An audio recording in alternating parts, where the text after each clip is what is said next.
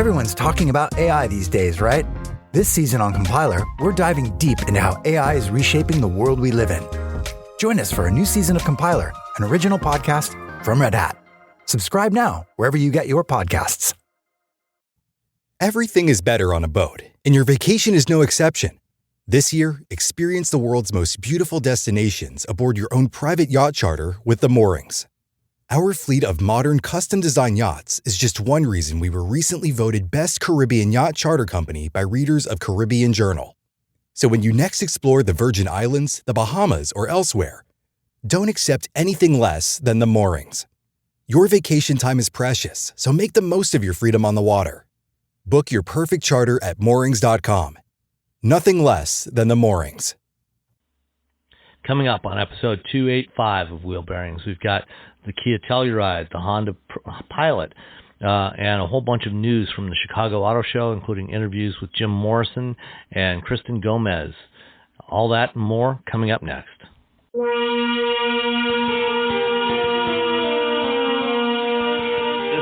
Wheel Bearings episode 285. I am Sam Abdul-Samad from Guidehouse Insights.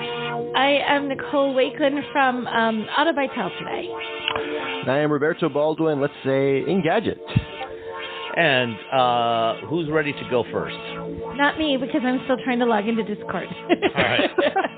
So, okay, I'm gonna preface something really quick. I have an EV6 GT right now, and I've only done half the tests. And one of the tests I want to do is this weird fun test.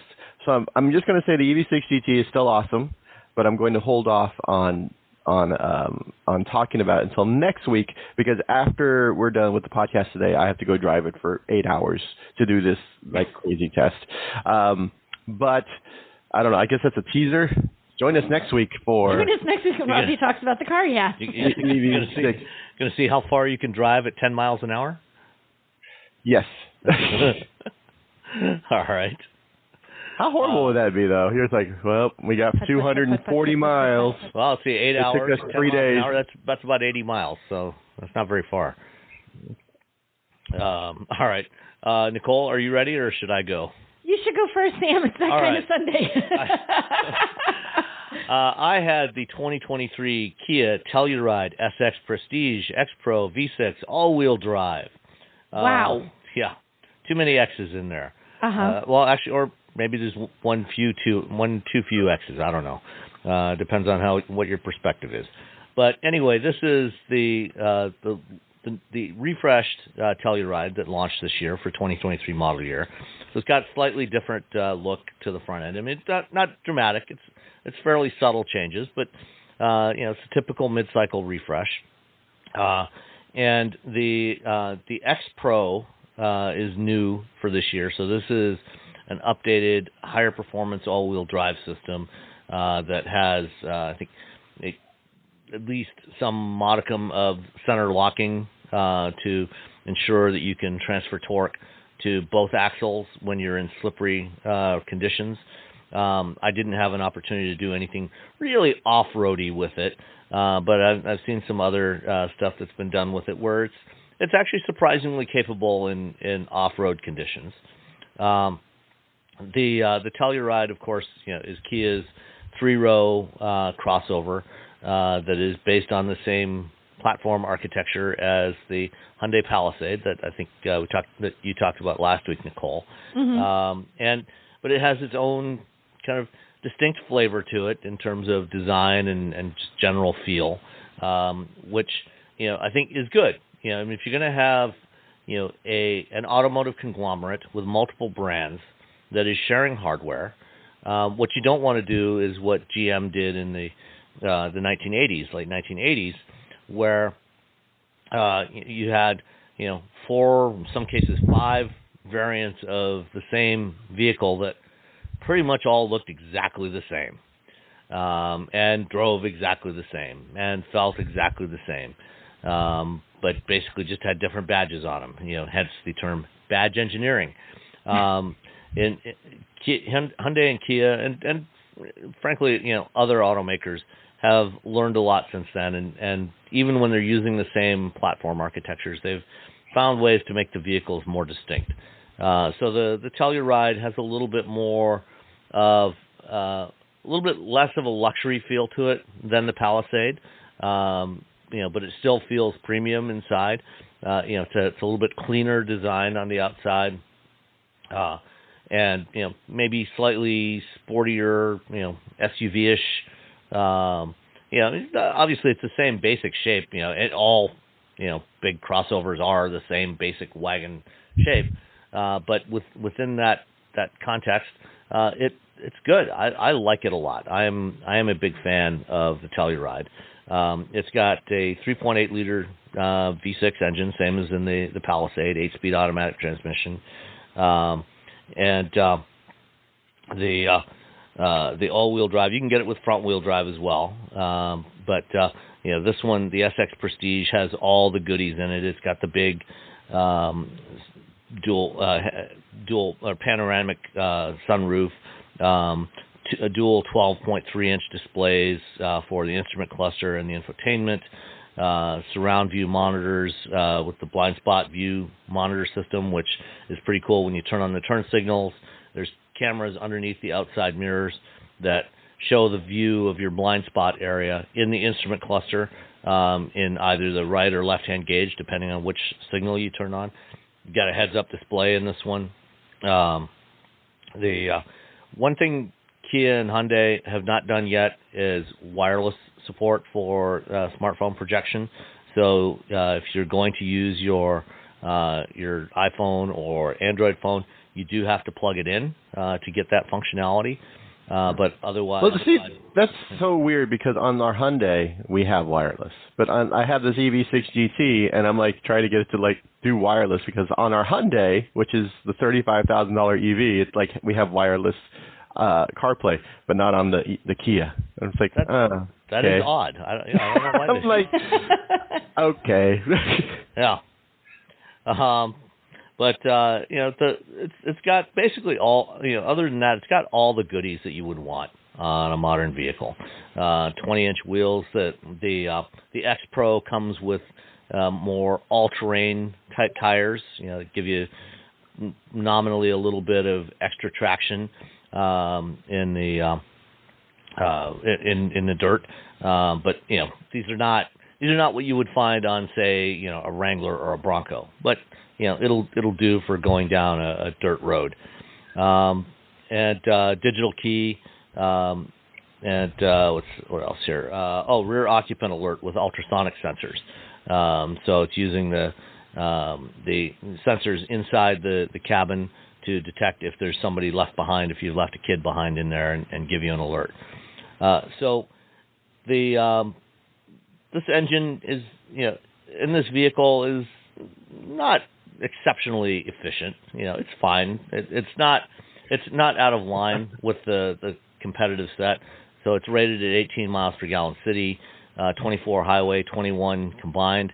I got about 20 during my time with it, which, as I said, is not going to get anybody too excited, but it'll do. And mine came with the Midnight Lake blue paint, which is it's a darker blue, with kind of grayish tones to it. It's not like a bright blue. It's attractive. Probably wouldn't be my first choice, but there's nothing wrong with it. And the terracotta interior, all in $55,120, which seems to be about the going rate for vehicles in this class, especially for the high end versions of them. With all the things. With all the things, they start in the upper 30s typically, and $55,000 is kind of where it's at. Any estimates of the inland freight and handling charge, as they call it on this Monroney? Inland freight and handling. Well, that sounds. I feel like it's cheating because I know what the destination charge is for the EV6 GT. Okay. So I'll just let Nicole pick. Just go. I'm gonna go $13.25. Oh, that is amazing! It's $13.35. You are kidding? $10. Wow. Okay, go me. Woohoo! Excellent job. All right. Somebody. Cool. So that is the 2023 Kia Telluride SX Prestige X Pro V6 all-wheel drive. The names. Please just shrink them down. Mine isn't quite that long this week. Is it my turn? What did you have? I have the 2023 Pilot all-wheel drive Trailsport. I mean, short. Like, they didn't even bother. They just threw names out there and was like, whatever, that's enough. But what brand did that come from? You didn't mention the brand. 2023 Honda Pilot all-wheel drive Trailsport. Okay. There we go. How's that? So I guess that adds one more word. Yeah. That's fine. So it's new this year, and the big new is that they've added this Trailsport trim, which is supposed to be their sort of off-road trim, but it's kind of off-road light. Like you were saying, Sam, no one's doing the Rubicon Trail in a Honda Pilot. That's not happening. This is more like, I'm someone who likes to be a little bit outdoorsy, and I need to drive my car across a little bit of dirt to get to a cabin or a dirt road to get to a lake or whatever. But it's not for heavy-duty off-roading. But it does have some little bits and pieces to make it more off-road worthy. This came in the most brilliant paint. It's like this blue, and it just says on here, it says diffused sky. Is it the same light blue as the one that was on the show floor? Was there a blue one on the floor? I didn't even catch the blue one that was on the floor. Yeah, it was right next to the Honda Jet mock-up. That must have been it, because it's this really, really bright blue, which kind of looks cool with the fact that the Trailsport stuff, they make it all orange accents, so there's like a little Trailsport badge sort of buried into the black grille, and there's orange accents inside, like it's on the headrest. It's embroidered with Trailsport. There's all this orange, stitching everywhere. It's even on the floor mats. So it looks a little different than all the other Honda Pilots. But they do give it a little extra stuff. So it's not just a matter of looking at, making it look better. They give it a little bit of extra. And now I've totally lost the page I had up. It gets extra stuff, and I'll bring this page up as I'm talking to you. But otherwise, it pretty much drives just like a Honda Pilot. It's not something that's off-roady enough that you think this drives like an off-road vehicle. It doesn't. It still drives pretty much the same. But it's a great option. It's got plenty of room. I love that the rear is, because this is a 3-row, to get to the rear seats, and I love it, the 3rd row rather, when they do this. There's not just like a latch on the side or even a button on the side of the 2nd row. There's one so that if you're in the 3rd row, you don't get left back there. Like the number of times you're riding, left behind. Don't pay attention, right? You're in the back seat, it's a bunch of you, and you're like, hello, can one of you flip the seat up? I'm trapped back here, I can't get out. So I like that there's a button that's easily accessible when you're standing outside the car for the 2nd row, that's right low on the seat cushion, and then there's one that's actually behind it, where you do the latch to release it. But if you're sitting in that 3rd row, you can just go boop, and it tips forward and slides forward, and you can really easily get in and out. The 3rd row is pretty comfy, but it has a very short floor. For someone especially like you, Robbie, your knees would be so high, it would be uncomfortable. Oh, yeah, because the wheel, yeah. Right, so it's not a matter of the distance that you have between your knees and the 2nd row. It's that floor. Yeah. It's going to push your feet really high, so it's not ideal for anything other than really average height people. I mean, I noticed it, and I'm 5'6", and I'm like, this wouldn't be great for an overly long drive. This would start to bug you. But I like the Honda Pilot. I think it's a comfortable car. It's nice to drive. It has good features. The infotainment has all the kind of stuff you want. It has 285 horsepower from its 3.5-liter V6 and a 10-speed automatic. So it moves. This isn't a tiny car. It's fairly large, but if you mash your foot on the gas, it's going to go. I didn't have a chance to drive into any kind of weather because it's felt like springtime in New England. It was 12 below, and it's nope, enjoy 50. So winter apparently is over in 5 days here for this week. So, and it's, it has all the, this one, it has all the sort of bells and whistles. One of the things that you kind of lose, there's a difference, and aside from the off-road differences between the Pilot and this Trailsport, when you go into the cargo area, because they wanted to, and this is a good thing, but something you should be aware of. So in order to put a full-size spare there, they didn't want to give you a donut if you were going to be in the dirt off-road. You don't want to be driving in that. If you're out in the middle of nowhere, you want a real tire. So it made the cargo, the underfloor in the back, a little bit shorter. It's not quite as deep as what you'll find. Right, because the other ones have a donut where this has a full-size spare. So you're sacrificing. So is the tire accessible from, you go inside and open it up, or is it hanging underneath the body? It's under because that cargo space is all enclosed. It's not in there. But what's cool is so you have a little bit less cargo. It's not like it's a huge amount, but if you look at one that has the donut versus one that has the full size, you can see the difference. Like you can even see it just looking at it. That's a good trade-off to make, though. I think, it is a good trade-off, right? Yeah. I mean, it's so you're making a trade-off, but you're getting something really cool for that trade-off. The other thing that's kind of neat that you don't get in the Trailsport, but you do get in, I think it's all the other trims. It might just be the Elite, so don't quote me on this. It might not be all the trims in the Pilot, but the middle seat in the second row pops out. You can pick it up, and you can lift it up and put it into that cargo space, and there's a yellow strap you put over it and secure it, and it fits right under the floor. So you can, if you don't want to have to use that seat, but you don't want to leave it in your garage because maybe you will because suddenly you've got the kids in the car, you've got an extra kid you got to take home from whatever, dance class. All you have to do is lift it up, and it's super easy. It weighs 30 pounds, so it's not like you have to be the Hulk to pick it up. Yeah, I'm like, held it. I was like, Chris at the auto show was showing me how it worked, and I'm like, well, how heavy is it? It's 30 pounds. I'm like, okay, you can move this. So, and it just like pops right into that cargo area underneath the floor, and there's like a little strap that keeps it secure because they don't want it like flopping around the car if something happens. But then when you put it back into its spot, it clicks in really easily, and there's like a little like pull tab. But what's even neat is like to make sure that you've got it fully in. Like if you almost put it in, you've almost clicked it, but it's not fully secure. There's this little window on the front of it that you can see, and it has a little red like a red piece that shows. If it's not really fully secured, it's red. So you know you haven't pushed it down hard enough. You get the full click. As soon as it's fully clicked, the red disappears. And it's just like a tiny little... That's good. Yeah, good maybe detail. like a 1 inch by 1 inch little square that's low on the front of it. So just a good detail to make sure that you don't think the seat's in and it's not. Then if you slammed on your brakes, it's going to come free. So there's no way you can mistake it's either in or it's not because you can see that little window. I thought that was kind of cool. I've not seen that in another car unless I've missed it. So. Great. Ooh. Yeah. Yeah, I just, while you were talking, I pulled up on the Honda website that diffused sky blue pearl is the color. That's the same one that was on the show floor. Okay, it's really pretty. That is a nice car, a nice color. It's this brilliant bright blue. You have to like blue. If you do not like blue, it's color. It is blue. You better like blue. It's like in your face. Like where did I park? Oh, right there. There I am, glowing in the corner. Woo, woo. It's like very bright blue, but I liked it. I thought it was a fun color. So you've driven the Telluride before. Mm-hmm. Which would you choose, the Telluride or the Pilot?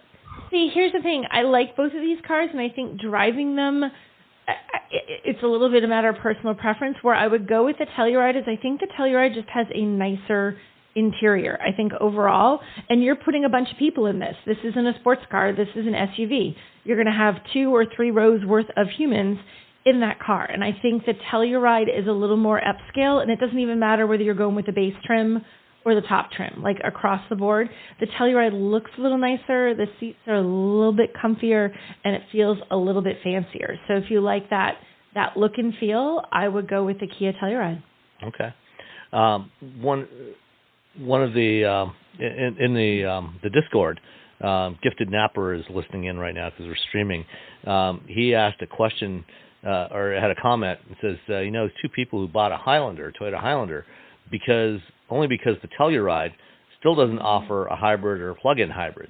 And I think probably the reason for that is because Kia is also working on the EV9 right now, which is going to be debuting soon. They're going to be showing that at the New York Auto Show in April, which is a similar sized vehicle, and it's battery electric. And that's going on sale later this year. I think you went on the Pilot drive program, didn't you? Or did you? I didn't. No, I didn't. Sorry, brain cramp. No, I did not do the Pilot drive program. So I didn't get it until it was here. And what was funny is I know that this Pilot I had was on the drive program because it took some of the red dirt from Arizona back with it. Okay. You could see that this had done a little bit of off-roading. It was kind of funny. I'm like, oh, this came right from the program. Or sometimes they'll have the numbers in the window, like the Kia I have. I have number 15. Right, you have a little number. You're like, and then there was somewhere in there was like I opened the glove box or something, and it was like media vehicle 4 drive. I was like, okay, well we don't need this because we've already done the drive. So I think for now Honda's only talked about this V6 engine that they've been using I think, in the Pilot from the very beginning, from the first generation Pilot. I would say, they haven't talked about a hybrid in here, even though they're doing hybrids in the Accord and the CR-V and the Civic. And since Honda has the Prologue coming next year, which is also a similar sized vehicle, and that's an EV, that's probably why they're not doing anything electrified in this for the time being, at least.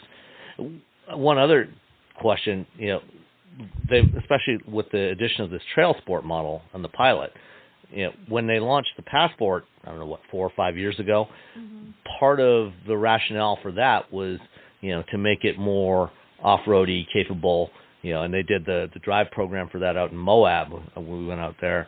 Do you think this means, with the addition of the Pilot Trailsport, that they might not have a next generation Passport? How well did it do? Did it do well? It did not sell anywhere near as well as anywhere near the numbers of the Pilot. I think maybe like a quarter of the sales volume of the Pilot. It shares the same platform with the Pilot. Yeah. But yeah, I don't know if you've heard anything about whether they might just I drop haven't heard the Passport. anything. I don't know. And it's. I mean, if it doesn't do a lot of volume, I never see them anywhere. I see CR-Vs everywhere, and I see Pilots everywhere, but I literally never see Passports. Passports, yeah. I say and Honda's they're like, well, it sells like, tens of thousands of units. They're like, yeah, compared to these two other vehicles, though. That's how we end up. That's how we end up losing the Fit, because they're like, well, the Fit sells like 20,000 units or 30,000 units. They're like, yeah, but the CR-V sells this many units. A bazillion. Yeah. So. All right. Smartphones have gotten way more expensive over the past decade, and all it takes is one impact on a hard floor to make you wish you had spent a few bucks to put a case on it. Going online without ExpressVPN is like not having a case for your phone, and it only costs a few dollars a month. Nicole, Robbie, and I travel a lot for our work, and we spend a lot of time in hotels, coffee shops, airplanes, and of course the Delta Sky Club. Connecting to the Wi-Fi in any public places with shared Wi-Fi puts your data at risk because bad actors could be intercepting what you send and using it to steal from you. It only takes some cheap hardware to intercept Wi-Fi data, and even a smart preteen can do it. Hackers can make up to $1,000 per victim selling personal information on the dark web. ExpressVPN stops the bad guys by creating a secure, encrypted tunnel between your device and the internet. ExpressVPN uses state-of-the-art encryption that would take a supercomputer up to 1 billion years to crack. I have ExpressVPN on all my devices, including a MacBook Pro, Windows laptops and desktops, and Android and iOS phones and laptops, or tablets. When I want to be secure, I just launch the app, click once to connect, and my data is secure. As I said, I travel a lot for my work, and I have to connect to countless public Wi-Fi networks in many countries. I have ExpressVPN on all my connected devices so that whoever else is on the same network can't see any of my data. That's important because I often have to check banks, credit card accounts, and transmit client data that might be sensitive, as well as filing articles on news that might be under embargo. ExpressVPN protects all of it, and I've been paying for my own account for years. Secure your online data today by visiting expressvpn.com/wheelbearings. That's expressvpn.com/wheelbearings, and you can get an extra 4 months for free. expressvpn.com/wheelbearings. Are you feeling overwhelmed by hormonal changes? If you're a woman, you're not alone. With over 1,000 hormone disruptors in our environment, it's no wonder things can feel out of balance. On top of that, natural changes like PMS, menopause, and other life stages can leave you feeling tired, irritable, and trapped in a constant battle with your body. But here's the good news. You don't have to suffer through it. Hormone Harmony by Happy Mammoth is here to help. This herbal formula fine-tunes your hormones, balancing estrogen, testosterone, and even stress hormones like cortisol, which can contribute to weight gain, racing thoughts, poor sleep, and more. With over 40,000 five-star reviews and a bottle selling every 24 seconds, the results speak for themselves. Ready to feel like yourself again? For a limited time, get 15% off your first order at happymammoth.com using code NEXTCHAPTER at checkout. Visit happymammoth.com today and get your old self back naturally. All you homeowners have unique needs. Some feel the need to paint their door a vibrant shade of blue. Others have the need to decorate their bathroom with fish, anchors, and other nautical items. And because each homeowner has unique needs, Geico helps you get the right coverage for your home and what's in it. That way, you get exactly what's right for you, even if your needs are unique. Get more with Geico. Cool. So let's see. Well, why don't we stick with three-row SUVs and jump to Chicago, where there was the debut of the Toyota Grand Highlander. What do you think of the Grand Highlander? It's grand. It's bigger. It's a Highlander. It's a Highlander that's grander. What I found interesting when they sent out the photos on Wednesday morning, Tuesday, whenever it was before the reveal, I looked at it and said, yeah, this looks nothing like the current Highlander. And I mean, to me, it actually looks more like the RAV4, like a bigger version of the RAV4 than it does the Highlander, because the current Highlander's got these kind of curvy, bulbous lines to it, very very different from any previous generation Highlander, and now this one is more squared off, boxy, more traditional looking. It's weird how different the two look. Like normally when you go from here's the X and the Grand X, they kind of look the same. Yeah, longer. Oh, we've made it a little bigger to give it a little cargo room, to give it a third row. This you're like, wait, what? It really does not look like the Highlander. Here's a different car. Yeah. Like, just call it the Grand Highlander, but guys, we didn't design it off that. Just call it the Grand Highlander anyway. Well, it does actually share its platform with the Highlander. Yeah. Although the wheelbase is 4 inches longer and it's 6 inches longer overall, so you got a little more rear leg room, more cargo room. Like third row leg room is improved. More cargo room. It's also a couple inches taller, so you've got more headroom. They didn't release a whole in the press release. There were very few specific details, and they didn't mention the only dimension they mentioned in there was the cargo volume with the second and third row seats folded down, which is 98 cubic feet, which is 14 cubic feet more than the standard Highlander. So it's a pretty substantial difference.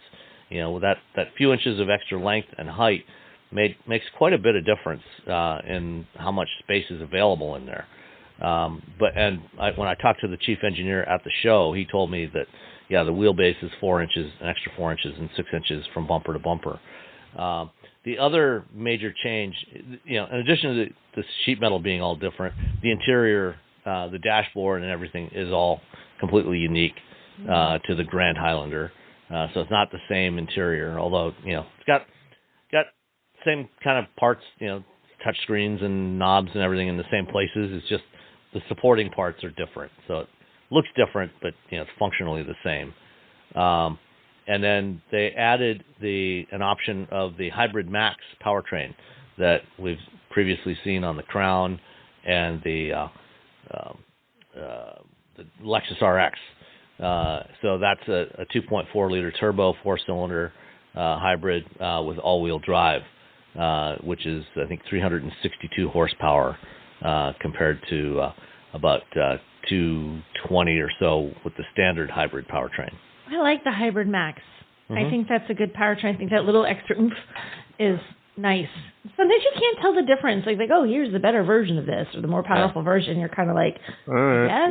Like, okay, if you say so. I'm like, I don't notice any difference. You can tell the difference between these two. Yeah, no, it's a huge difference. Like in the Crown, you can really tell between the standard hybrid and the Hybrid Max. I would get the Max. Which would you get? Would you get the hybrid or the Hybrid Max? You're looking for a hybrid. Which would you get? I would probably go with the Max because the other major difference with the Max is instead of the eCVT transmission, it's got a standard. I think it's a 6-speed automatic transmission in there. Yeah. And so it feels a lot more natural when you're driving it. It never has that motorboating effect where you go to accelerate and it revs up to 4,000 RPM and stays there until the vehicle speed catches up to it. So it's not always the most pleasant experience. What about you, Robbie? What would you go with? Max. I mean, it's in the name. If you're going to get the Grand, you got to get the Max. You got to get the Max. The Max. I mean, you're already upgrading. Yeah, if you're already upgrading to supersize your meal, you might as well get the curly fries. So the Hybrid Max is the curly fries. It's the curly fries. So always the go for the curly fries. Let's go for the curly fries. Always go for the curly fries. Yeah, Gifted Napper also just commented again in the Discord that the Grand Highlander, you can't get the Platinum trim, which is the top trim, with a second row bench seat. So it's not necessarily the most practical for a family of 5. One person would always have to be in the third row. But you do have more room in that third row now. So maybe it's not such a bad thing. If you have a family of 5, there's always one kid who's in trouble anyway. Right. So that's the one who goes in the back. There's always, like, I'm from a family of 5. There's always one of us that was in trouble in the back. And do you really want 3 kids crammed into the bench seat in the middle? But you don't. I just remember stabbing trying each other. to get a kid like in the back, like when I went with other families and we'd have enough that we needed to use the third row. It was like, oh gosh, trying to get little ones into the third row. Oh. It's like you have to be a contortionist to get back there, buckle them in, force them into the seat when they're toddlers, and they're like, it's hard to, if you had to do that every day, every single day, unless you had at least one kid who was truly like, I am a responsible child, I shall hop in the back and buckle myself in, and I'm old enough to do that. That would not be easy to live with. You just have to make sure the oldest child is the troublemaker, so they're always in the back. They always just get shoved in the back. You're bad. Why? Because I said you are. Sit in the back. Because you know how to buckle your own seatbelt. Like, what? Mistakes were made, child. But if you've got 3 kids that need to be in child restraints, child seats, anyway, you probably wouldn't want a Platinum anyway. You'd probably want a lower trim level, because it's going to be getting all messed up and gross.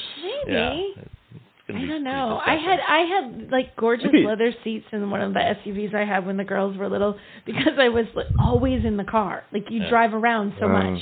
They're in different schools. You go to pick up one and drop off one, and pick up one and then drop off the other, and then one has an appointment here and one has an appointment in there. And you kind of live in your car a little bit when you have. So you treat yourself. Kids.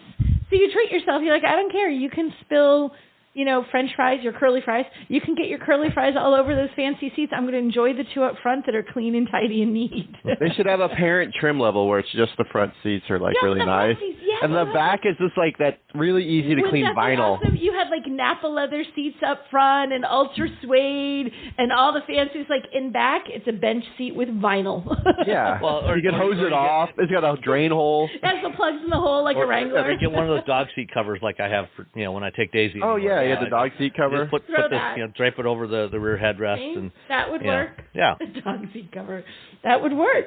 Hey, I mean, to be honest, not that much difference between a puppy and small children. Surprisingly, there are a lot of similarities. The puppy doesn't poop in the car as much. That's all I'm saying. That is true. Kids are pooping everywhere. Kids are pooping everywhere. Speaking of puppies, let's move on to Subaru, because Subaru, as always, won the Chicago Auto Show because they had the puppy corral there. Oh my God, they were so cute. Did you see the ones on Friday that they had on Friday morning? No. Oh no, you were already gone. I was gone. I saw the Thursday morning ones when they first came out, and they were like they were so they were a Chihuahua boxer mix.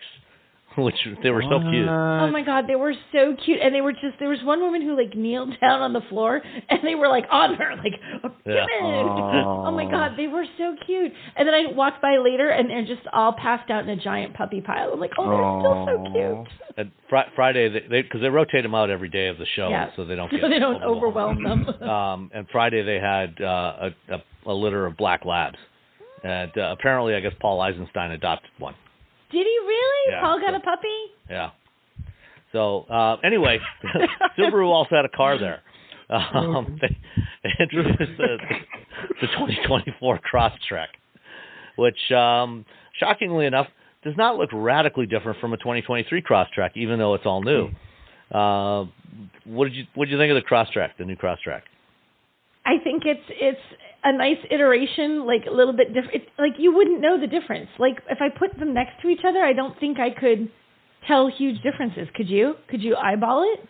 No, if we put them right side by side, I probably could, because I mean, there's subtle differences in the grille and things like that. You can at least tell that they're different model years. Mm-hmm. But if you know how to identify the current generation CrossTrek, you will immediately be able to identify the new one. It still has the same characteristics. Yeah, like it's sort of a unique same basic vehicle. shape. Yeah, it still looks like a CrossTrek, which is going to make CrossTrek people happy. I don't feel like Subaru is one of those brands that needs to do like, we got to come up with new and exciting and completely bold and in your face. It's like we just got to make what we have a little bit better, and they did. No one buys Subarus because they're pretty. No. I had a bug-eye Subaru. It wasn't a pretty car. I loved it. It was my favorite car, like my WRX bug-eye sport wagon. Yeah. Mm-hmm. No, I didn't buy it because it looked beautiful. I bought it because it was like, this is the car I want. It's I can do crazy, off-roading and on-roading with it. No one cares what it looks like. You can put your dogs in it. It's all-wheel drive. It's rugged. It's going to drive for a long time. That's it. I have a neighbor who's had Subarus forever. She's like a Subaru junkie. Like she's lived there, I think, for 12 years. I think it's the third or fourth Subaru that I've seen between her and her husband. The other day and I was on the road, I had a Genesis G80 electrified for a hot minute yesterday. She's like, that's the car I want to replace it with. I'm like, you're going from a Subaru to a Genesis G80? What? Wow. I was very thrown. I'm like, that feels like that's quite the stretch. It's a jump. You got to share that story with Wendy Orthman. I know. I feel like, Wendy, I got a neighbor who wants to go from Subaru to Genesis. They're going to keep that Subaru, though. They're going to get that Genesis, but they're still going to drive the Subaru everywhere. They're just going to pound it through, They might. mountains the Subaru and might stuff. Just sit there, right? The Subaru will be like car number 3. They're like, no, we're not giving that up. We love our Subaru. You can't get rid of the Subaru. You can't get rid of the Subaru. You're not allowed. One really nice thing about the 2024 Subaru CrossTrek has the very same starting MSRP as the 2023 at $24,995. Nice. That's a good deal. Yeah. The CrossTrek? Yeah, it's all-wheel drive. It's a decent size. That's $25,000 for that. That is a bargain. It's a good price. Subaru's the only automaker who's ever said, "Yeah, take your dogs in the car." Yeah. Because I was going on a drive. I was going on a drive up north, and I was supposed to, the fleet manager was like, "Hey, do you need a car?" I'm like, "Oh, we're taking the dog up to Bennett or whatever, I don't know, something up north, Fort Bragg." And they're like, "Oh, okay." And then he got back to me like an hour later. He's like, "Hey, Subaru would love to give you the Outback to take up to," and I'm like, "Oh, not the Outback, the CrossTrek." And we're like, "All right." We stuck the dog in it, and it was great. Yet it's good to have Gifted Napper in the listening. I know, Discord. he's fun. I like him. Betting people who buy CrossTreks probably aren't too concerned about radical advancements in design. My boss has one, and she calls it a cross something because she knows nothing about cars. She just the all-new it has all-wheel drive and cross it's safe. Something. You can fill it full of stuff. They love dogs. Yeah. It's all-wheel drive. It's lowish to the ground. What more could you ask for? They're just little tanks. You just drive them around. They are little tanks. They're just tiny little tanks. Everyone loves them once they have one. Yeah. All right. Something that is slightly more tankish. The refreshed 2024 Volkswagen Atlas and Atlas CrossSport. I was not clicking on that when you said slightly more tankish. I was going to a totally different item on this list. I'm like, whoops, not that one. Well, we'll get to those. So the CrossTrek, not the CrossSport, and the regular Atlas are still fundamentally the same as they were, but as usual, they've gotten that mid-cycle update, which means since it's 2023, they must have a larger grille. So a little more grille, a little more screen in the interior, and new powertrain. They've finally, the last of the VR6 engines is gone from the U.S. market.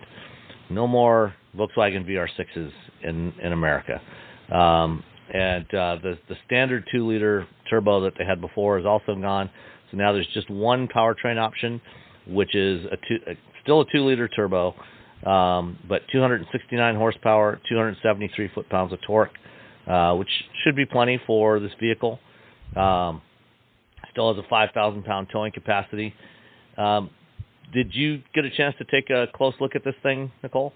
I did not get a chance to take a look at the Volkswagen. I didn't make it over to their reveal on Thursday night. So did you get an up close and personal? I didn't get over to the event, but I did take a look at it on the show floor on Friday morning. It's got a bigger 12-inch center touchscreen now, and it has a row of touch controls along the bottom of it, just like in a VW ID4. Oh. Are they backlit? Did you ask if they were backlit? They did appear to be backlit, yeah. Okay, well, there you go. As long as they're, so at least there's that. Because if with the ID4, they're not backlit, and you're like, oh, I need to turn up the heat or turn down the music, and it's just doing things because you can't see it. You don't know what's going on. Yeah, or, I mean, my big complaint with the ID4 was, if you're trying to brace your hand, as you're driving down the road, bracing your hand along that bottom edge while you're touching something, you always end up hitting one of those controls, and suddenly the mode switches on the screen. You go from navigation to media controls. You're like, Like, what have I done? Yeah. But we'll see if it works any better on this one. Got 6 USB-C ports, standard, optional 8, 45-watt fast charging, at least for your devices, because this is not an EV. What else? Oh, and IQ Drive driving assist is standard equipment on here. So this is their hands-free lane centering, or not, hands-on lane centering system. I mean, let's not get confused here. So similar to Nissan ProPilot and some of the other systems out there. So it does lane centering and adaptive cruise control. And that's basically it. Bigger grill, bigger screen, more powerful engine. The Atlas is just like, oh, this is a good car. It's not exciting, but it's good. You're like, oh, yeah, you need just get the Atlas. You're fine. Yeah. No, you'll be good. You'll be fine. Yeah, it'll work. Fine. It's fine. Good car. Okay. Let's jump to Jeep. We'll jump to Stellantis, and we'll start with Jeep. So Jeep had... they're celebrating the 20th anniversary of the Wrangler Rubicon. And Jim Morrison was very excited about this. Jim is the head of Jeep North America. Nicole, you want to tell us about the Wrangler Rubicon 20th anniversary? So I love this expression that they used in the presentation. He talks about how, the Wrangler Rubicon was supposed to be for this, lunatic fringe, right? And I'm like, the what? I'm sorry now? They call it the lunatic fringe. Have you ever heard this expression before from Jeep? I thought it was brilliant because when you see what people do in a Wrangler Rubicon, on one hand I'm like, well, I'm a sort of I feel bad for these people. I'm upset for them, and then 2 seconds later, I'm like, no. Yeah, you're kind of jealous, right? You're like, I feel bad for these people. You know what? Never mind. Are awesome, right? They're like Subaru owners. They know who they are. They know what they want. And they're proud to be the lunatic fringe.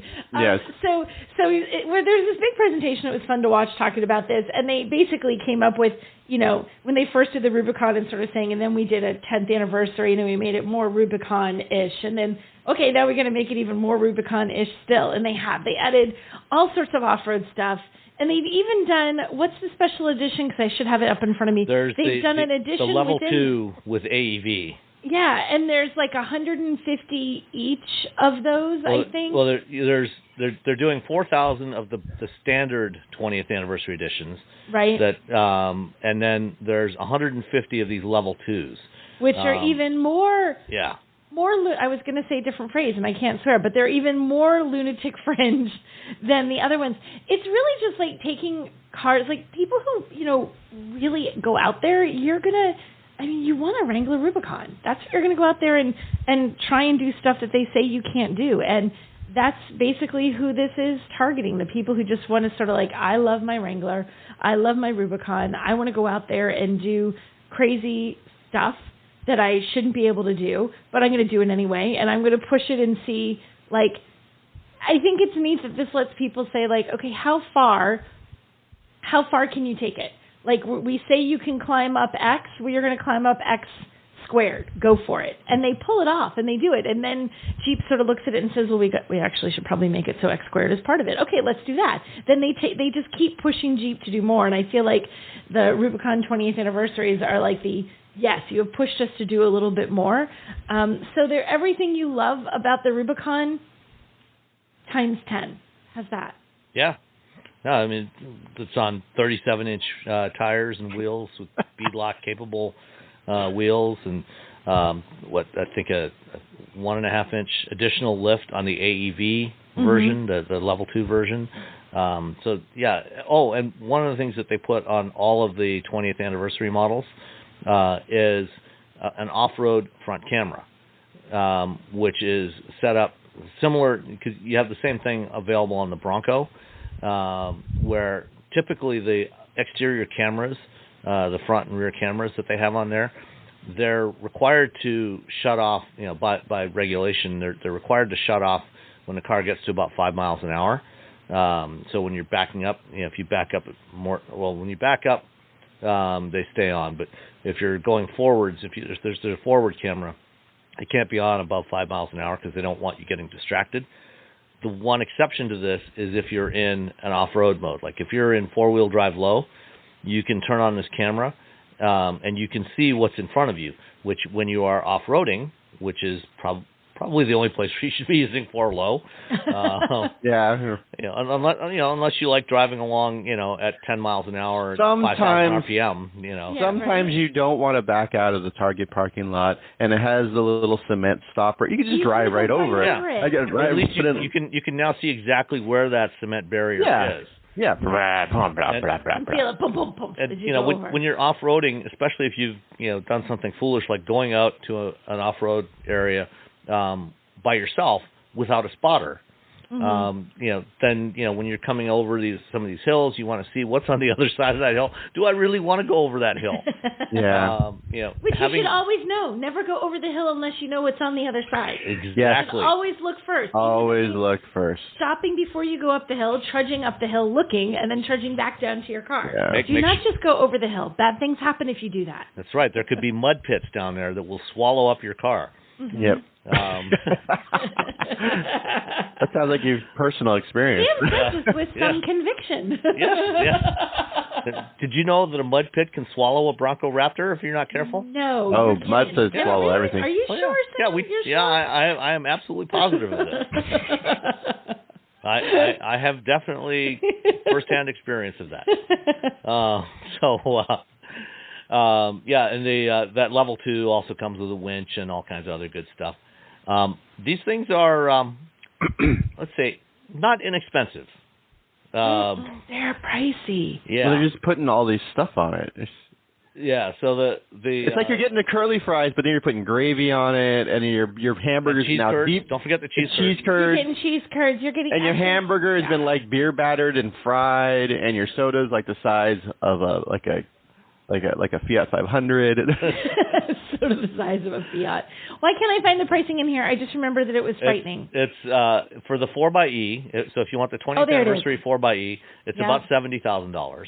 Mm-hmm. If you want, so there's only two engine options available: the 4xe or the 392 V8. The 392 is $91,000, and then that level 2 package adds another $20,000 on top of the other ones. So you're looking at a Jeep Wrangler that is over $100,000. 111 grand. 111 grand. And you know what? The reality is they're going to sell every single one of those. They're probably already sold. They're probably gone. Yeah. And people are like, in line, can I get more? Yeah. No, these are sold. These are, yeah. So it's like, because it's such an enthusiast brand. I mean, such an enthusiast brand. People that love Jeep love Jeep. Yeah. And it's nice because the current generation of Jeeps are good. Whereas before they were like, we love Jeep, and I'm like, oh. A little rough around the edges. Now you're like, oh, okay, you love Jeep and you love the Wrangler. I get it now. Except for the hardcore, like the previous generations, like hardcore Jeep people, where they just rip everything off and rebuild it. I'm like, just do whatever you want. Yeah, like my neighbor. My neighbor across the street's got a 97 TJ. He's fine. Yeah, he's basically rebuilt the entire Like the only thing that really is Jeep is the 7-slot grille. Everything else, none of the rest of this is actually a Jeep anymore. It's other random parts. But see, the grill, it was a Jeep when I started. Yeah, well, my neighbor, he's been replacing the fenders on his 97, replacing the steel fenders with aluminum ones. Oh. Because the steel is too heavy. So he's been fabricating aluminum ones that look just like the original. Wait, he's making his own? He's fabricating his own fenders? He's got a really cool shop in his garage. He fabricates all kinds of things. He's a semi-retired Ford manufacturing engineer. Oh, so he knows what he's doing. Yeah, he's got welding gear. And it's not like me. I'm in the backyard. Things are always a quarter inch too small. I'm like, damn it. With a hammer trying to make it fit. Mallets solve so many problems. They do. All right, so Nicole and I had a chance to sit down in a Wagoneer with Jim Morrison, to just like the last time in a Wagoneer. I know, right? That's only I get to need a Wagoneer to talk to Jim now. Yeah, to have a chat, and I will drop that in here. Jim, 20th anniversary of Wrangler Rubicon, and I'm curious. Rubicon has done so well for Wrangler. You've got Trailhawk versions of a lot of other Jeep models, but do you see Rubicon as something that might expand to other Jeeps, or is that something that's purely Wrangler? I think we've had that debate over the years, but it is such a connection to the Jeep community and the Rubicon Trail that we're leaving that completely Wrangler territory. Okay. So the 20th anniversary edition, you've taken the Rubicon and made it even more Rubicon. Yes. Yes. So give us some of the highlights. Well, I love what you said, because I think what I really love about Rubicon is it defines 4x4 capability, and you even used it that way, and that's America does, and that's really evolved over the last 20 years. And what I love about the story is it came naturally from our Jeep engineers who knew that that's what our customers wanted, right? So we made it, and our customers are such a valuable part of what we are at Jeep. They drove us to making a more capable Wrangler, which is great. So we call it the Rubicon in sort of homage to the hardest trail that we have in America. It's absolutely incredulous. It's a hard trail, and when you look at the original, you think, man, how do you even get through that? With that original Rubicon, and then you look at the 10th anniversary and think, okay, that's amazing how much more capable that one is in 10 years. That is actually my son's Brett's too. Really? It's actually, we borrowed his 10th anniversary. Did you really? You borrowed his? Yeah. That was there. So normally it's kids borrowing their parents' car, but this time you borrowed your kid's car. I did. Okay. Yes. Which was kind of fun. And then the 20th anniversary needed to be even more capable than the 10th, right? Which is amazing. We just keep pushing the limits. More ground clearance, more tire size, more capability, more approach, more departure, better steel bumpers. All of that stuff we built into the 20th anniversary in a way now that really only we can, because we've got both electric and gas. So we've got the epitome of the gas world with our 392 V8, 470 horsepower, 470 pound-feet of torque, and then we've got that same level of torque with our all-electric range, or with our electric 4xe. With we can still get 20 miles of range with that thing, even with 37-inch tires. It's incredible, what that technology has done for us. So we both have different personalities, but most importantly, it's what a scope of vehicles that we have here in the 20th. So I loved that when you did the presentation here, you referred to people as the lunatic fringe. Yeah. Yes. For the people who are the ones who did the most Rubicon-ish things in their Rubicon. Is that who you think is going to pretty much go for this 20th anniversary? Is it going to be the lunatic fringe who's going to get these? Well, what's interesting is that lunatic fringe is actually a lot more expanded. They're not really a fringe anymore. And if I look at how the Rubicon has expanded over the years, and even my last 15 years here at Jeep, watching that group of people that are just drawn to freedom and adventure, that's growing so dramatically. And it's everything from the people that like driving on grass to people that are doing the Rubicon Trail. Both is off-roading for a lot of people, but it's the people that are trying to get to that amazing space so they can see the best sunset, or it's the people that are just going out wheeling for the sake of challenging themselves and their Wrangler that they've built up, in their garage, to make it the most capable. So it's everything in between, but it's incredible what the community keeps pushing. It's all capability based. To keep making a better Wrangler, keep making a better Wrangler. So it's still lunatics, they're just not a fringe anymore. Exactly. It's actually the lunatic norm, which is great, because everybody keeps saying, and if you watch TV, you'll watch other people trying to be freedom and adventure, but the nice thing about our brand is when you really are the ones that started it and have been consistent with it for 82 years, that's still what people look to in the end. Mm-hmm. It was interesting. I was talking earlier with a couple of people about the growth over the last few years in the crossover market of these more rugged, off-roady type variants of mainstream crossovers.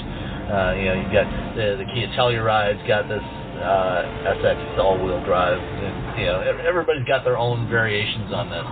And of course, Jeep has long had the Trailhawk variants, but really, Jeep is whether it's the Rubicon or the Trailhawk, they're the only ones that are really capable of doing this off-road stuff. The others, they can go down some gnarly dirt roads, but that's about it.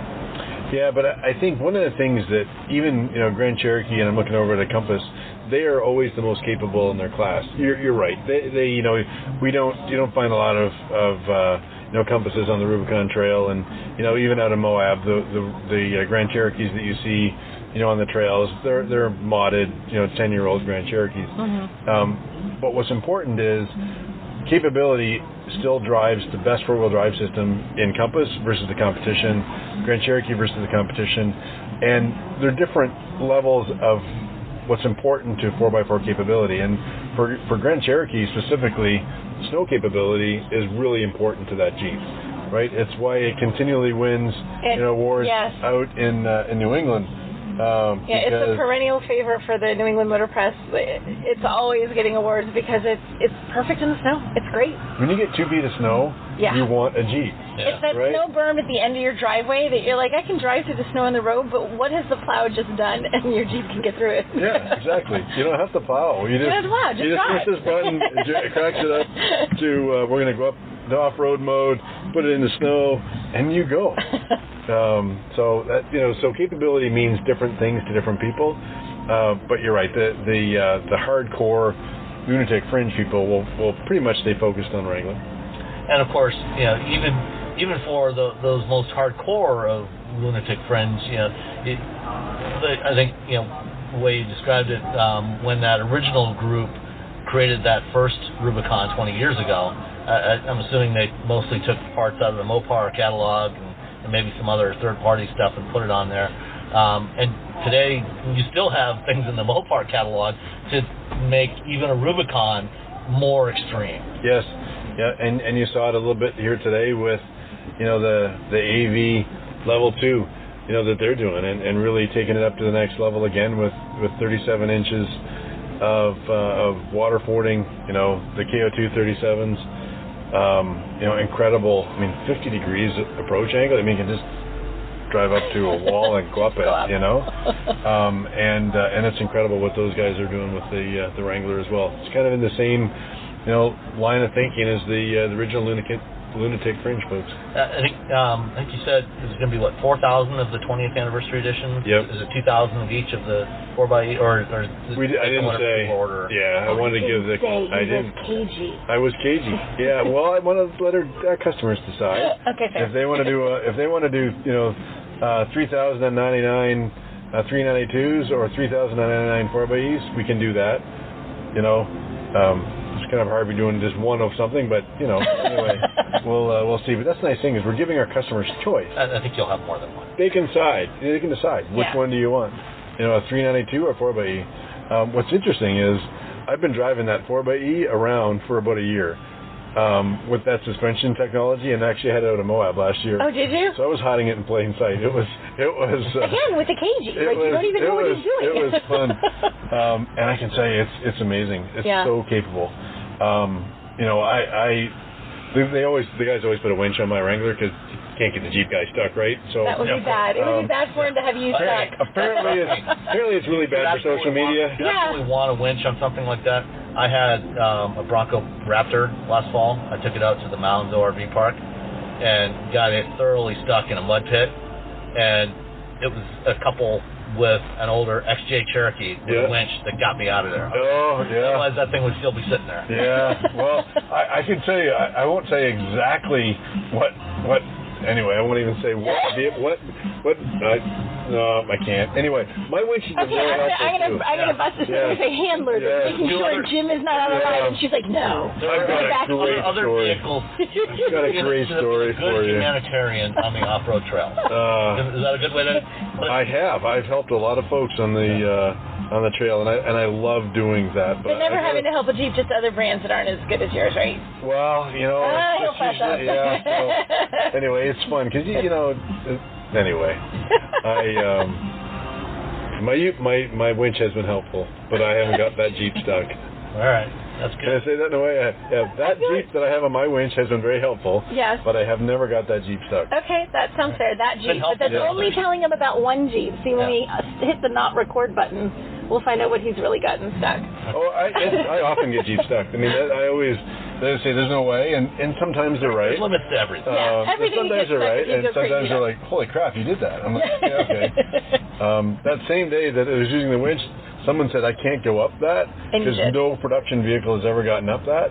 It took me 3 or 4 attempts, but I got up it. So it was like challenge accepted. I will accept that before I leave here. Yeah. So it was. I got a good video of that too. But one of the interesting details that you mentioned on the 20th anniversary model is the front off-road camera. Yes.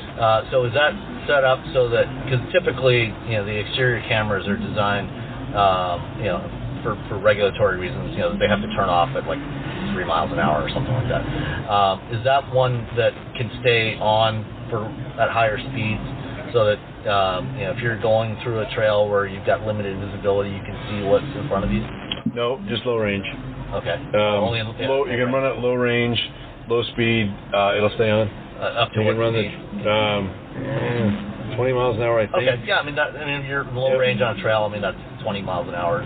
That's what I meant as far as speed. Yeah, which is good because it actually has tire tracks, and you can point the tire tracks where the Jeep will go in the future, which is really helpful. Mm-hmm. Yeah, and then you're going over a hump like if they're a Cam Jeep. It's really nice to have. Yeah, that's a great feature, especially if you might be out somewhere and maybe don't have a spotter. Yeah, exactly. It's good to have. Yeah. Yep. So, what about the rest of the Jeep lineup? Wagoneer's doing really well. The Wagoneer family is doing well. What about Cherokee? I think production on that has kind of stopped. Is there going to be a new Cherokee at some point? There will. Okay. Yeah. It's a big segment for us here in America, and right now we're covering off that segment with both the Grand Cherokee and the Compass. The Compass just got a new 2-liter turbo, and it's got the 10-inch radio, lots of tech, great new interior. So we're able to cover off that segment, with both those vehicles kind of on the fringes of it, but we're not going to abandon that segment. We're going to continue to invest in it, and we'll be back soon with a really good new one. Okay. And then still on track to start launching some BEVs in 2024? Yes. Yeah, you'll be able to order our Wagoneer S, still without a name, awkwardly. Will it have a name by the time you start? Is that on your to-do list? The Wagoneer? Yeah. Well, it's funny because the group decided to do a naming test because someone had told them that a few years ago we ran a test and we came up with the altitude name for that. Yeah. And anyway, we went out to the community and said, what should we call this blacked out variant of Grand Cherokee at the time? And we got altitude back as a name, but it's actually slowed down the process because we got so many names as ideas. You got to go through each one of them. All of them now. And yeah, so naming's hard. It is hard. I mean, it's a sport of cadence. If you're not careful, you might come up with something like a Fila. That's funny. Yeah. So, yeah. All right. And then right after that, we have the Recon. So we'll be able to put your orders in for both the Wagoner S and the Recon this year, and both will be available here next year for... I'm not going to lie, I'm excited about the Recon. Recon's good. I'm excited about Doors off, top off. Yeah, that's down the Rubicon Trail. I can't wait to try that. Yeah. That's going to be fun. I would take that adventure. Yep. It'll be a good adventure. Excellent. You got anything else? No, I'm done. That's it. Good. Jim, All right. any last thoughts about Jeep that you want to share? No, it's just good to see you guys. Yeah, good to see you too. Less fun without a cookie. I know. You know what? If the auto show and there's no crumble, next time I'll get you cookies. I promise, Jim. Yeah. We'll get cookies. I promise. I think it's your turn because last time I got the cookies. You did. You wouldn't let me buy it. Okay, fine. Now the gauntlet's thrown. I will be buying cookies and bringing you cookies next program. And Patty wants to see pictures of your kitchen. Okay, pictures of the kitchen for Patty, cookies for Jim. Check. Yeah. All right. Thank you. Did you know you can support Wheel Bearings directly? Head to patreon.com/wheelbearingsmedia and you can become a patron today. Your contributions will help fund the platforms and tools we use to bring the podcast to you. And exclusives and improvements are already on the way thanks to your generosity. So if you want to be part of an automotive podcast like no other, head to patreon.com/wheelbearingsmedia. We've updated the Wheel Bearings merch store, and now there's a whole bunch of new choices, new colors, new styles, T-shirts, sweatshirts, hoodies, hats, mugs, travel mugs, stickers, aprons, tote bags, you name it. You can get your Wheel Bearings merch at shop.wheelbearings.media. Go check it out. That's shop.wheelbearings.media. Okay, and we're back. And there was more news from Stellantis at the auto show from Ram. Mike Koval, who's the head of Ram, or CEO of Ram, I guess, he announced they had the Ram 1500 Revolution, which they unveiled last month at CES. They had it on display in Chicago, and he announced that today, as we're recording, today is the day of the Super Bowl, and of course, Stellantis will have a bunch of ads, including one for Ram, which will publicly reveal the Ram 1500 Rev, which is the official name of the electric version of the Ram 1500 that is coming in Q4 of next year. So it's still good, more than 18 months away. Yeah, that's a ways off. Yeah. And this morning, as we record, they actually released a bunch of photos of it. And have the two of you had a chance to take a look at the photos or watch the ad? Yeah, I've looked. I haven't seen the ad. I've looked at the photos, and I think I know that people have thoughts about the concept versus what this is, but I think they're smart doing the same thing that Ford did, which is just like, let's just make sure that everything that people bought for their Rams works with their Ram Rev. Yeah. Yeah, you can, and you need to do that because when you think if you want people to step up and go with this, you don't want people to think if they're a Ram loyalist. Well, everything I have that's my Ram stuff no longer works with my Ram. You know. Yeah, I think the unfortunate thing is they showed some really cool ideas on the concept, like having the midgate on there, like GM is doing on their electric trucks, and having the pass-through from the cab into the front trunk, so you can put in objects that are up to 18 feet long with the bed closed. That's not going to be there. There's no midgate. This thing, aside from the front clip, the rest of it looks just like a current Ram 1500, including the same Ram boxes, which are great. But again, the concept had much larger Ram boxes. So a lot of the coolest features seem to be missing from the production version. But as you said, Robbie, all the accessories and stuff that people use on current Ram 1500s should just drop right in and fit on this thing. So I think they are still saying that it's going to have over 400 miles of range, which is going to be a significant advantage over the Lightning. And even though what's the range on the Lightning? I can't remember. The maximum is about 320. Well, that's a big difference. Yeah. So there will presumably be a significantly larger battery in the Ram. But if you like the look of the current Ram, which I do, and just put the tuning fork lighting signature on the front of it, that's basically the Ram 1500 Rev. I like that the front is more like aerodynamic. I'm so sick of like this big flat fronts. It's just, you can't see anything because of them, because they cut down on visibility, because you're giving people a square as opposed to a nice slope, and they're also they're giant, like this aerodynamic. It's a box. You're driving. You just give us a Honda Element if that's what you want. Actually, no, you say you're really right. It really is very curved in the front, like as it comes down over the Ram badge and towards the front fender. I didn't really pick it up until you said it, but that is significantly more curved and softer than what you have in most pickup trucks. It's nice. I don't know. Did they need to make? Was it that they're like everyone was really angry? We're going to make it look like it's like coming straight for you. Just this big. It was the Raptor. The Raptor started it all with the giant. It was essentially a billboard for a car. Smack coming right for you. Yeah, just coming at you, and so everyone's like, "Well, now we all have to do this." It's everyone just follows. Like one thing comes out that looks cool, or people, the people who like it think it looks cool, and so then everyone follows up. And Toyota was the last one to let's put it in the Tundra, and now Ram's like, ha ha! They've changed it up. I'm sure Ram. Hopefully, everybody follows suit and gets a little kinder, softer. Yeah, I bet this Ram. No, and that that's the part that's closest to the concept is that front end. Mm-hmm. And I think, like I said, I think the thing that people are going to be disappointed by is that a lot of those really cool features that we saw on the concept are not going to be on this production version. Yeah. Well, they got 2 years.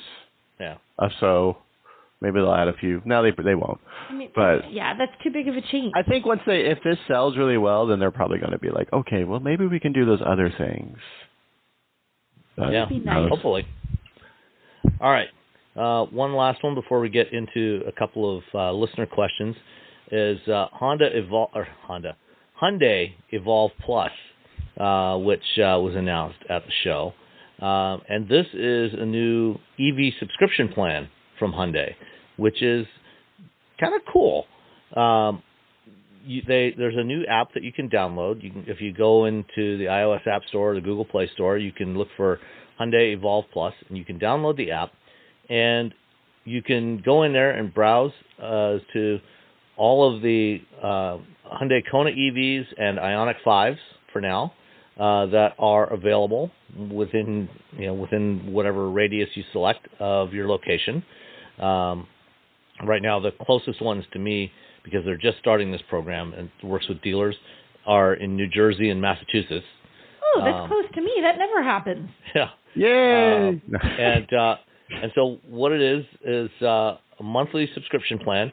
You for the starting price for the Kona EV is $599 a month and $799 a month for the Ioniq 5, and that gets you the vehicle, that gets you insurance, maintenance, and roadside assistance if needed.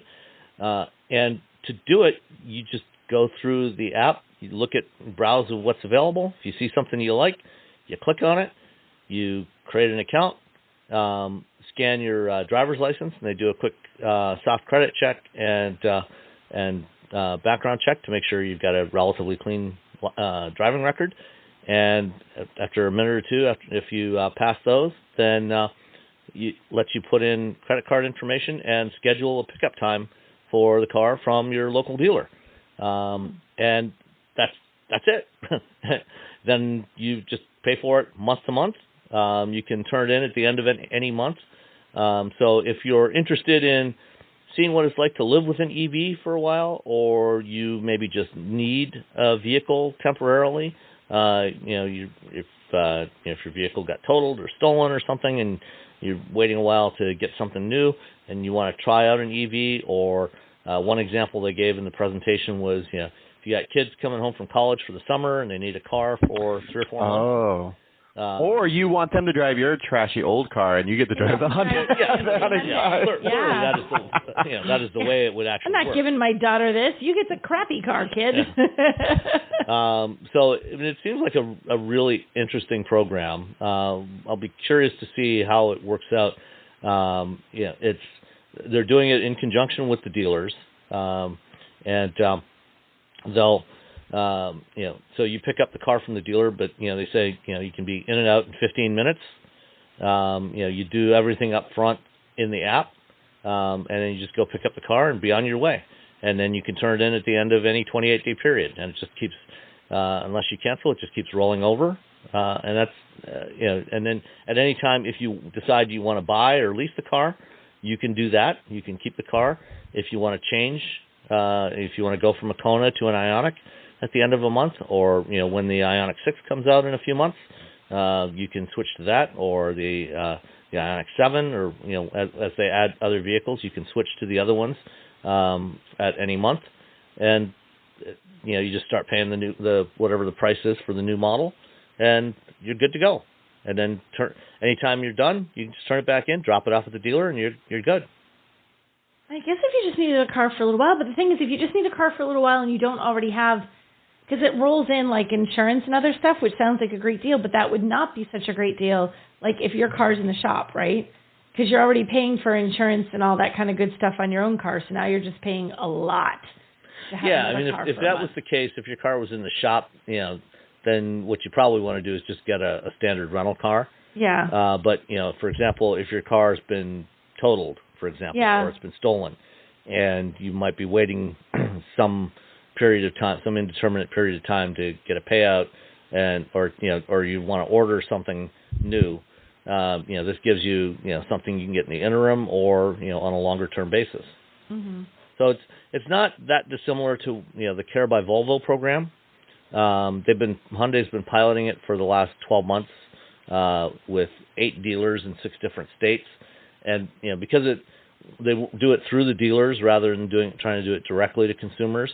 The dealers seem to be happier about it, and they're expecting that most dealers will join the program by the end of the year.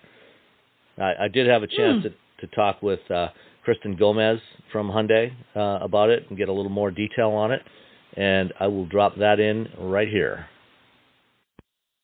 Kristin, first of all, what's your title, your role at Hyundai America? Yeah, great. And first, thank you for interviewing me today. I'm Kristin Gomez, Senior Group Manager, Regulatory Strategy and Eco-Mobility. And one of the big announcements today here in Chicago was the national launch of Evolve Plus. What exactly is Evolve Plus for those that haven't heard about it? Yeah, great question. Evolve Plus is an EV subscription program, and it's designed to provide flexible, easy access to EVs on the customer's terms. It's a monthly, for a monthly price, they get a bundled, insurance, roadside assistance, and maintenance on that vehicle, including 1,000 miles for that 28-day term. Okay, and there have been other automakers that have tried various kinds of subscriptions. Volvo, most notably, with its Care by Volvo. But for that one, you've got to sign up for a minimum of 12 months. You can go 1 month at a time right from day one. Is that correct? Right, correct. You can get in the vehicle. You can renew it if you like it, if it's working for you, or you could stop it. It's really flexible and up to the customer, and we think that kind of flexibility opens up kind of the access to EVs that I know we talked about during our announcement today, which is it doesn't lock you in for a very long term on a technology that you're maybe just getting used to. And explain do a quick walkthrough of what is the process. Because from the description, it sounds incredibly easy. It almost sounds too easy. So walk us through what's the process for getting into this program. Sure. The first thing is to download the app, a Hyundai Evolve Plus, on Google Play or Apple's App Store. And then you can look in the app before signing up or applying. You can search inventory for the dealer nearest you. And then if you're interested, you can sign up, create a profile, and then you go through the application process. The app itself will check your driving history, your credit check, and it quickly lets you know whether you qualify for the program. And then you reserve your vehicle at a time, and you go into your dealer at that designated time or the time that you've chosen, and you pick it up, and you're out within 15 minutes. So what would be the cost? What would be, for a typical cost for this? Say for an Ioniq 5, or maybe an Ioniq 6. I don't know if you announced Ioniq 6 pricing, but let's say Ioniq 5. What kind of is there a deposit you have to put down as a customer? Or down payment? How does that work? Yeah, great question. So in terms of pricing, and I'll invite Dan in here, but there is an activation fee at about $300. And I would just note that if you renew, then you're not paying it every single time you renew. The only time you have to pay it again is if you get out of the program for 90 days or more, and then you come back in. Then you're treated as a new customer again. Otherwise, that $300 is going to carry you for as long as you want that vehicle. And then in terms of pricing, we've got two vehicles two EVs. Our Kona EV and our Ioniq 5. And the starting price on those, on the Kona EV, is $699 and $899. But I'd welcome any other comments from you. You've said everything spot on. And the only thing I would add is because this is a dealer-centric model, we're suggesting those rates. The dealers should charge according to their market and their market needs. So those are the suggested starting rates. We've seen some dealers throughout the pilot charge different rates, and that drives some of their success and their utilization. So. And the reason I asked, part of the reason I asked the question about the pricing, and whether it's fixed, because when you've got the dealers involved, obviously they're going to have some influence here. But I know, from the feedback that we get from listeners to Wheel Bearings, one of the big complaints, a lot of people are going out looking for Ioniq 5, looking for Kona EVs, and they're finding huge markups. You cannot find one for sticker price. And how much flexibility do the dealers have in adjusting those prices? So the app itself is flexible from the dealer standpoint. We strongly have recommended pricing to be that makes sense for both the dealer and the customer. It's the dealer's discretion, but what we have found is the dealers tend to, at least in the pilot phase, have tended to award those recommended prices. And as you look through the list of available vehicles in the app, is the price for each one posted in there so you can decide right up front, okay, yeah, I'm willing to pay, was it $699 for the Kona and $899 for the Ioniq 5? Yes. Okay, and if a dealer has some adjusted price from that, would that be included in there, or? So the price that you see is the price that you're getting. Okay. There's no markup that happens after that. Okay. And obviously, insurance costs from state to state vary. Would that also vary in the app? As you roll this out nationally, I know Michigan, for example, has significantly higher insurance premiums than a lot of other states. Would there be differences in prices from state to state? Initially, no. We've factored in averages, and hence that's one reason why the dealers are charging our suggested rates to factor in those variances. Okay. Even within markets, territories within a metro market or a more rural market would differ within the same state, right? But for the time being, we're fixing it. Okay. In the future, we're building in that flexibility to charge more based upon the driver, so that dynamic can adjust the pricing.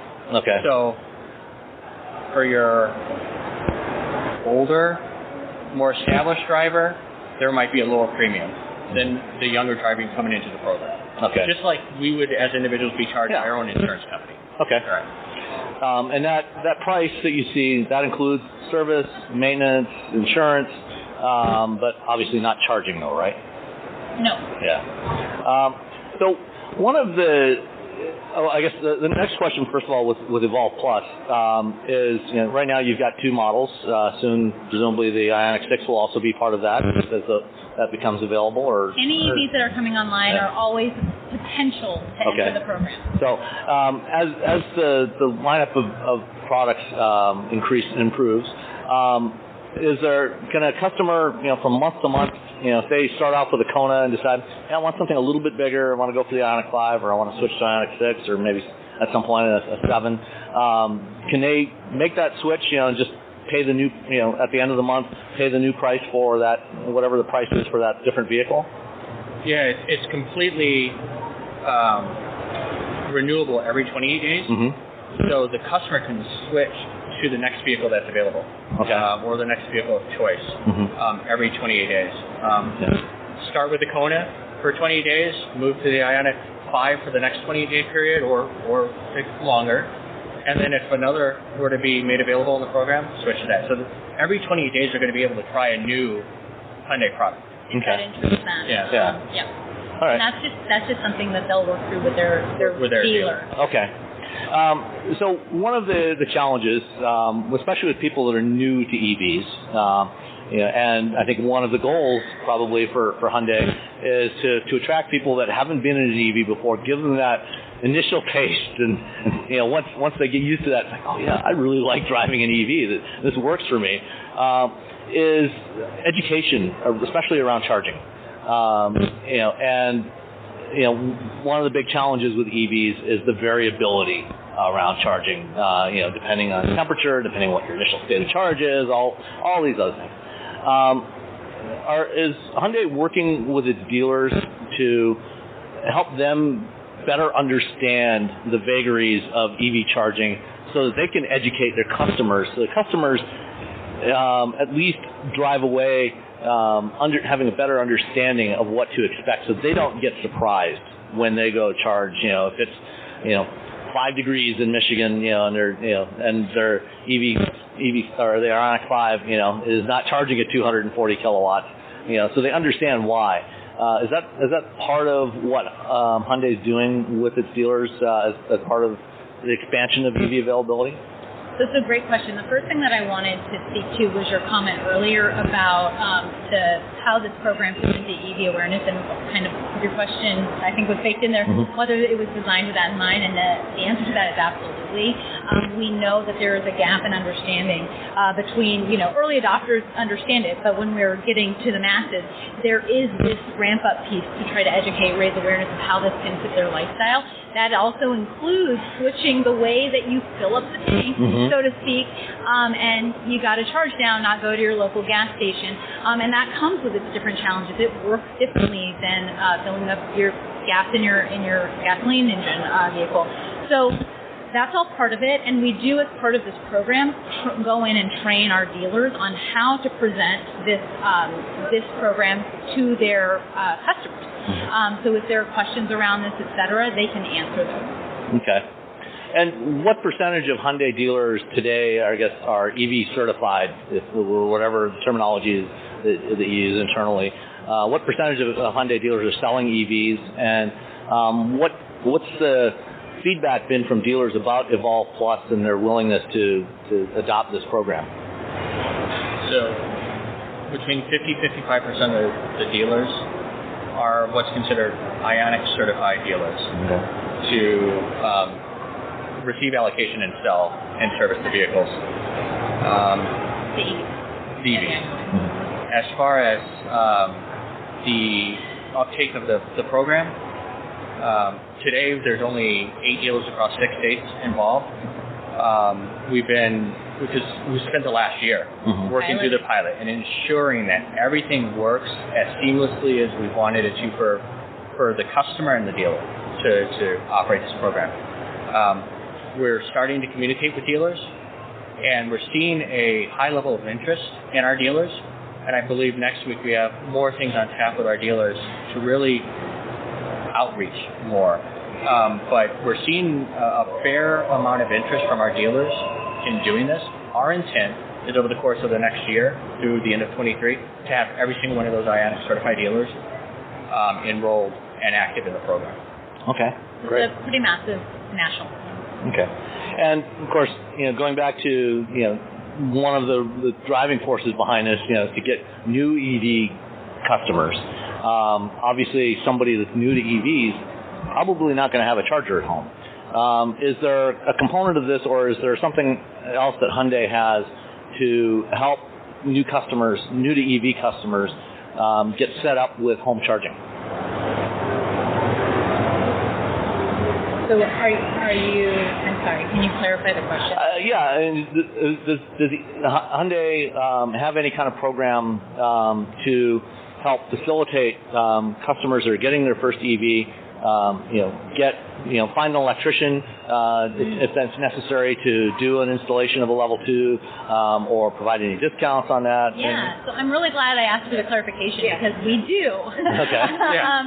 So we also in November announced the launch of our Hyundai Home Concierge Service. So this is an entirely bundled package that's you can take as many of these components as you want. Or as little as you want, but it's the solar panels, it's the storage, it's the plug, it's all of it. And then there's actually think of a customer service line, right, where they walk you through everything you need to know, including here's an electrician you can use. Oh, here are incentives. Oh, and by the way, you're going to qualify for federal incentives on your house, X, Y, and Z.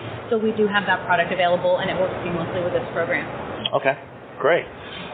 Anything else that people should know about Evolve Plus or kind of your growing EV strategy? I think that without question, Hyundai is leaning into electrification. And this piece, trying to help educate the customer, that's the piece that we really feel is going to propel us forward. Because once you get in our EVs, you realize how fantastic they are, and you don't want to go back. So we think that it's really going to, like I said, push us forward and help bring more people aboard. Okay, great.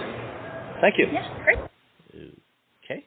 Have you ever killed a houseplant before? Don't worry, you are not alone. But what if I told you you're not destined to be a plant killer? What if I told you you could not only fill your home with gorgeous, luscious, happy, thriving plants, but live a happier life through caring for them? Hey, new plant friend, my name is Maria. I am a former plant killer turned happy plant lady and host of the Growing Joy with Plants podcast, where it is my life's mission to help you grow happy plants and thrive alongside them. Because when you learn to care for plants, you really learn to slow down, connect with nature, and nurture yourself too. Each week, I share expert tips, inspiring conversations, and soulful planty wisdom to help you grow a greener, happier life. So if you're ready to turn your plant struggles into plant joy and get the green thumb you've always dreamed of, search Growing Joy with Plants wherever you listen to podcasts and hit subscribe. That's Growing Joy with Plants podcast. Let's grow some joy together.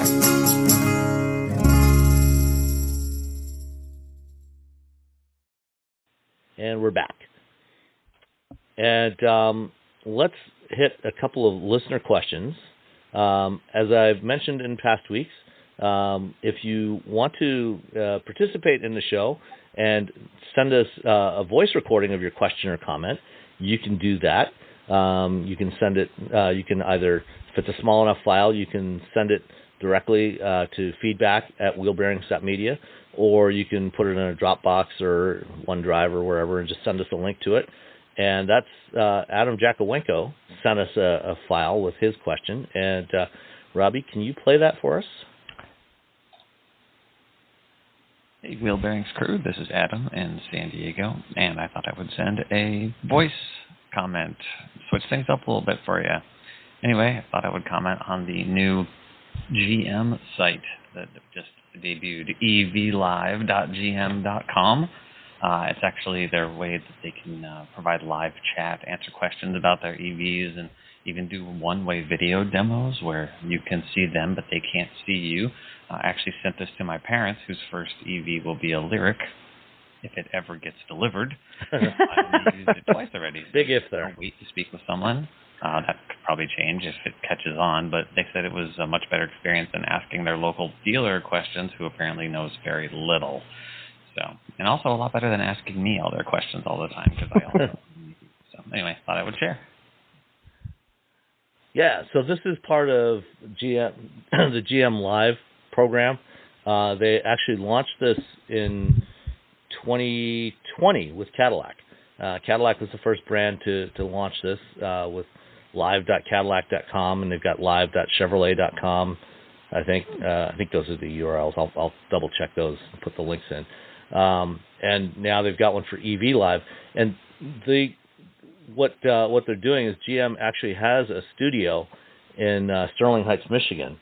I was actually there for a GMC event a couple of weeks ago, and so they have within this large building that they have, they've got a bunch of smaller studios in there for the different brands and different vehicles, and they've got product experts in there who have been trained by GM as opposed to being, dealer personnel that may have looked through a brochure or something. And, who knows what kind of training they did. That one time I looked through a thing and I thought, and so, you can log in there, into the live site and do a live chat, and they, you can, in some cases, they'll be in a studio with the car that you want to talk about, and they can do a live walk around and answer your questions. So if there's something on the car you want to get a look at, something in the interior or exterior, they can walk you around and answer all your questions, and they've been really well trained, they tend to have a better understanding of the product than typical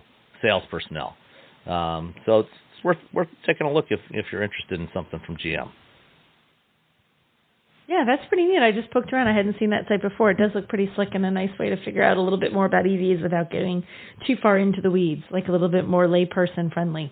Yeah. All right, and then the last one from M. Burns on Mastodon. It says, the first question he had was about how do folks join the Discord to talk with us, and I sent him a link to that, and I will also post that. I'll put that link in the show notes for this episode. Up until this week, we've been reserving it for patrons, but I'm going to open it up to everybody now. Ooh. Everybody can try it out. Ooh, go Sam. Look at that. Well, you have a special room for patrons, like the patron party room? Yeah, I think so. Champagne and doves. I don't know. Doves. Champagne and doves. That's a party. Okay. All right. And then he also had a question, but he says, I have a quad cab truck used occasionally for towing and hauling. Would really like to move to a PHEV, like a Jeep Wrangler 4xe, though. How many manufacturers, or how are manufacturers defining towing for PHEVs? Are there any gotchas in the fine print about damaging the battery or electric motor? Well, you should probably always check the fine print for gotchas because there may be some there. But in general, the tow ratings for plug-in hybrids or hybrids, frankly everything now, are all done with the same standard. There used to be, every manufacturer had their own way of testing their towing, coming up with their tow ratings. And back about, I think 10, 12, maybe 13 years ago, the Society of Automotive Engineers put together a standard called J2807, which is a standardized test procedure for measuring towing capability. And so that is used by everybody now, regardless of what the powertrain is. So if I'm not sure what the tow rating is, for example, for a Wrangler plug-in hybrid, or I'm not sure if the Wrangler 4xe. Oh, if only we knew someone who had one of those. I don't know what the tow rating is. I'm literally frantically Googling right now. Oh, it says Nicole. I know. I don't really tow with it. 23 Jeep Wrangler 4xe, 3,500 pounds. Okay. I think for the Grand Cherokee 4xe, it's a little bit. I think it's actually about 6,000 pounds. But I'm not 100% certain.Maybe you can check that for me too, Nicole. I'm working on it. I know it's definitely on the case. Higher than the Wrangler. It says 3,500 to 6,000, so maybe it depends how it's equipped. Okay, so it depends on your configuration. Yep. Yeah. So, and those tow ratings are going to be comparable to what you would get for any, in terms of the way they're measured, it's the same procedure across the board, regardless of what the powertrain is. And I don't really think there's gotchas in terms of they try and surprise you, but it's always good to read, if you tow all the time, or even if you just know you're going to tow, just make sure you read the whole thing before you commit to your vehicle. And make sure you look at the trim level. Yeah, because we just saw on the Grand Cherokee 4xe that I just pulled up, it's not the same on every version of your car. If you're going to get the limited or this or that or all-wheel drive or not all-wheel drive or whatever you're getting, make sure you look for exactly what you're buying and know exactly what you're buying and how much it tows, because it can vary from trim to trim, and you don't want to the gotchas if you're not paying attention more and you just think, oh, they all tow 5,000, but the one you got only tows 35, then you're in trouble. Then you can hurt your car. Yeah, and because especially with something like a Jeep, for example, where you've got some radically different type of tires on some of these models. If you're getting a Wrangler Rubicon or a Grand Cherokee Trailhawk, where it's got these off-road all-terrain tires, The tow ratings on those are typically going to be a little lower than what you would get, on a standard all-season tire, just because of the way the load ratings are done for those tires. So you want to look, you want to check what it is for the specific configuration you want. Mm-hmm. One other thing to look out for, generally there's not going to be a problem with the batteries or the motors, but I know in the past, sometime long ago, I was at a drive program for I think it was for the Chevy Traverse, the original Chevy Traverse, and they had the Toyota Highlander there, Highlander Hybrid, in fact, as a comparison vehicle, and they showed us something from the owner's manual in there for towing, that you could tow 3,500 pounds with the Highlander Hybrid, but Toyota said do not go over 55 miles an hour when you're towing with this vehicle. So, you have to watch. There may be some limitations that you need to watch out for, but that is not necessarily specific to being electrified. Right. Yeah. It's just, there's nothing that they do differently in terms of how they try to inform you. It's just always just really pay attention. Make sure you read the whole thing every time like that, all the caveats that could be in there so that you're not unpleasantly surprised when you go to tow and realize you can't tow what you thought you wanted to tow. Whoopsie. Yep. All right. And that's it for this week. Anything else you guys have? I don't have anything else. That's it. All right. Everything. Not a zippo. See you next time. Bye, everyone. Bye. Everyone's talking about AI these days, right? This season on Compiler, we're diving deep into how AI is reshaping the world we live in. Join us for a new season of Compiler, an original podcast from Red Hat. Subscribe now wherever you get your podcasts. Does it ever feel like you're a marketing professional just speaking into the void? Well, with LinkedIn ads, you can know you're reaching the right decision makers. You can even target buyers by job title, industry, company, seniority, skills. Wait, did I say job title yet? Get started today and see how you can avoid the void and reach the right buyers with LinkedIn ads. We'll even give you a $100 credit on your next campaign. Get started at linkedin.com/results. Terms and conditions apply.